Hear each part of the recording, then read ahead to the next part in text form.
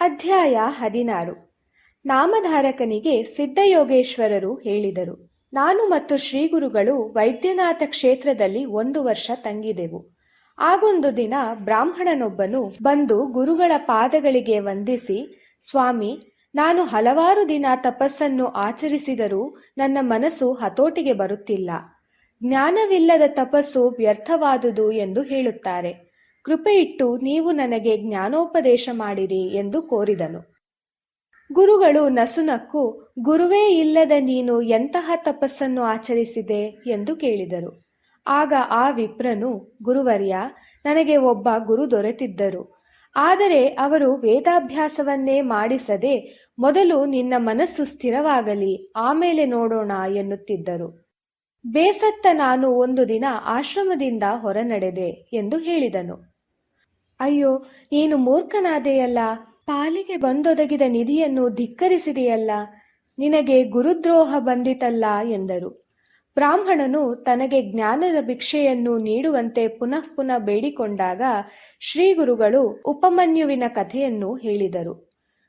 ದ್ವಾಪರ ಯುಗದಲ್ಲಿ ದೌಮ್ಯ ಋಷಿಗಳಿಗೆ ಅರುಣಿ, ಬೈಂದ ಮತ್ತು ಉಪಮನ್ಯು ಎಂಬ 3 ಶಿಷ್ಯರಿದ್ದರು. ಮಹರ್ಷಿಗಳಿಗೆ ಒಮ್ಮೆ ಶಿಷ್ಯರನ್ನು ಪರೀಕ್ಷಿಸಬೇಕೆಂಬ ಮನಸ್ಸಾಯಿತು. ಶಿಷ್ಯನಾದ ಅರುಣಿಯನ್ನು ಕರೆದು, ವತ್ಸ, ನಮ್ಮ ಭತ್ತದ ಗದ್ದೆಗೆ ನೀರು ಬೇಕಾಗಿದೆ. ಪಕ್ಕದ ಕೆರೆಯಿಂದ ಹಾದು ಬರುತ್ತಿರುವ ನೀರನ್ನು ನಿಲ್ಲಿಸು ಎಂದರು. ಅರುಣಿಯು ಗದ್ದೆಗೆ ಹೋಗಿ ಗುರುವಿನ ಆಜ್ಞೆಯಂತೆ ಗದ್ದೆಯ ನೀರು ನಿಲ್ಲಿಸಲು ಕೆರೆಗೆ ಅಡ್ಡವಾಗಿ ಮಲಗಿದನು. ಸ್ವಲ್ಪ ಸಮಯದಲ್ಲಿಯೇ ಗದ್ದೆಯಲ್ಲಿ ನೀರು ತುಂಬಿತು. ಅರುಣಿಯು ಎಷ್ಟು ಸಮಯವಾದರೂ ಆಶ್ರಮಕ್ಕೆ ಹಿಂತಿರುಗದೇ ಇರುವುದನ್ನು ನೋಡಿ ಗುರುಗಳೇ ಗದ್ದೆಯ ಬಳಿ ಹೋದರು. ಆಗ ಕತ್ತಲಾಗಿತ್ತು. ಅರುಣಿಯು ಕಾಣಲಿಲ್ಲ. ಶಿಷ್ಯನ ಹೆಸರು ಹಿಡಿದು ಕೂಗಿದಾಗ ಗುರುಗಳಿಗೆ ಕಾಲುವೆಗೆ ಅಡ್ಡಲಾಗಿ ಮಲಗಿದ್ದ ಶಿಷ್ಯನು ಕಂಡನು. ಗುರುಗಳು ಅವನನ್ನು ಪ್ರೀತಿಯಿಂದ ಮೈತಡವಿ ಎಬ್ಬಿಸಿ ಆಶ್ರಮಕ್ಕೆ ಕರೆದುಕೊಂಡು ಹೋಗಿ, ನಿನ್ನ ಗುರುಭಕ್ತಿಗೆ ಮೆಚ್ಚಿದೆ, ಸಕಲ ವಿದ್ಯೆಗಳು ನಿನಗೆ ಪ್ರಾಪ್ತವಾಗಲಿ ಎಂದು ಹರಸಿ ಗೃಹಸ್ಥಾಶ್ರಮಕ್ಕೆ ಅನುಮತಿ ಇತ್ತು ಕಳುಹಿಸಿದರು. ಮತ್ತೊಂದು ದಿನ ಬೈಂದನನ್ನು ಕರೆದು ಭತ್ತದ ಗದ್ದೆಗೆ ಹೋಗಿ ಭತ್ತವನ್ನು ಬಡಿದು ತಂದು ಹಾಕು ಎಂದು ಹೇಳಿದರು. ಅವನು ಗುರುವಿನಾಜ್ಞೆಯನ್ನು ಪಾಲಿಸಿದನು. ಗಾಡಿಯಲ್ಲಿ ಭತ್ತವನ್ನು ಹೇರಿಕೊಂಡು ಬರುತ್ತಿರುವಾಗ ಒಂದು ಎತ್ತು ಮೂರ್ಛೆ ಬಿದ್ದಿತು.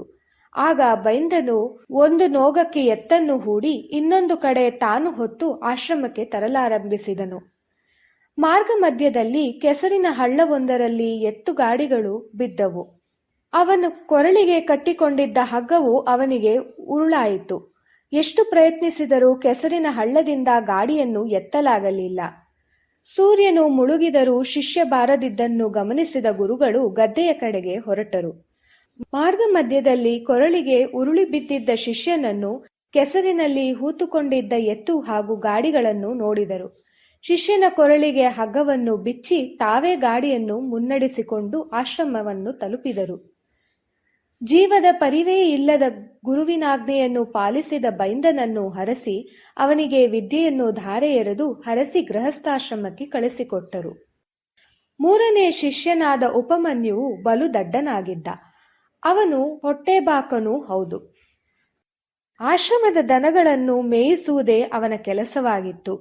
ತನಗೆ ಹಸಿವೆಯಾದ ಕೂಡಲೇ ದನಗಳನ್ನು ಹೊಡೆದುಕೊಂಡು ಆಶ್ರಮಕ್ಕೆ ಹಿಂತಿರುಗುತ್ತಿದ್ದ. ಆಗ ಗುರುಗಳು, ನೀನು ಸೂರ್ಯಾಸ್ತಮಾನದವರೆಗೂ ದನಗಳನ್ನು ಮೇಯಿಸಿಕೊಂಡು ಬರಬೇಕು ಎಂದು ಅಪ್ಪಣೆ ನೀಡಿದರು. ಹಸಿವೆಯ ತಾಳಲಾರದೆ ಉಪಮನ್ಯುವು ಭೋಜನದ ವೇಳೆಗೆ ಸರಿಯಾಗಿ ದನಗಳನ್ನು ಮೇಯಲು ಬಿಟ್ಟು ಇತರ ಆಶ್ರಮಗಳಲ್ಲಿ ಭಿಕ್ಷೆ ಬೇಡಿ ತನ್ನ ಹಸಿವನ್ನು ತೀರಿಸಿಕೊಳ್ಳುತ್ತಿದ್ದನು. ಗುರುಗಳಿಗೆ ಈ ಸಂಗತಿ ತಿಳಿಯಿತು.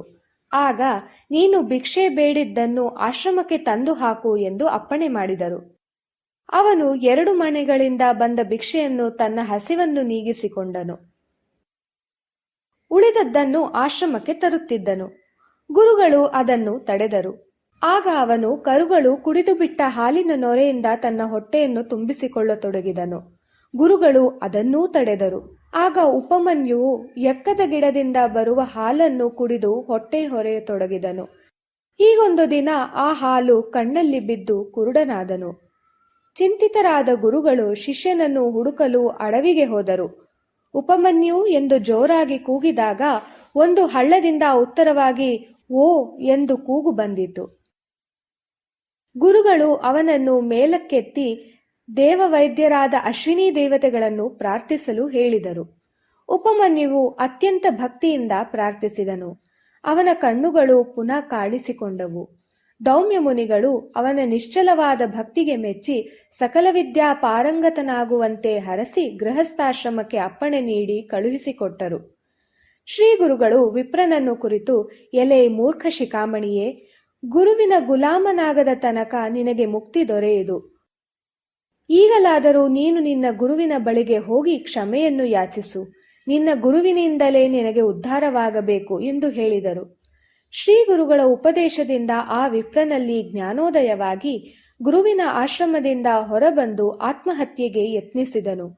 ಶ್ರೀ ಗುರುಗಳು, ವಿಪ್ರನೇ ನಿಲ್ಲು, ನಿನ್ನಲ್ಲಿ ಈಗ ವೈರಾಗ್ಯ ಭಾವ ಉದಿಸಿದೆ, ನೀನು ಗುರುಚರಣ ಸ್ಮರಣೆಯನ್ನು ಮಾಡು ಎಂದರು. ಜ್ಞಾನವನ್ನು ಪಡೆದ ಆ ವಿಪ್ರನನ್ನು ಅವನ ಗುರುಗಳ ಎಡೆಗೆ ಹೋಗುವಂತೆ ಶ್ರೀ ಗುರುಗಳು ಆದೇಶಿಸಿದರು. ಶ್ರೀ ಗುರುಗಳು ವೈದ್ಯನಾಥಕ್ಕೆ ಬಂದು 1 ವರ್ಷ ಕಳೆದಿತ್ತು. ಅವರು ಕೃಷ್ಣಾ ನದಿಯ ಎಡೆದಂಡೆಯಲ್ಲಿ ಇದ್ದ ಪುರಾತನವೂ ಪ್ರಸಿದ್ಧವೂ ಆದ ಔದುಂಬರ ವೃಕ್ಷದ ಬಳಿ ಆಸೀನರಾದರು ಎಂಬಲ್ಲಿಗೆ ಶ್ರೀ ಗುರು ಚರಿತ್ರೆಯ 16ನೇ ಅಧ್ಯಾಯವು ಸಂಪೂರ್ಣವಾಯಿತು.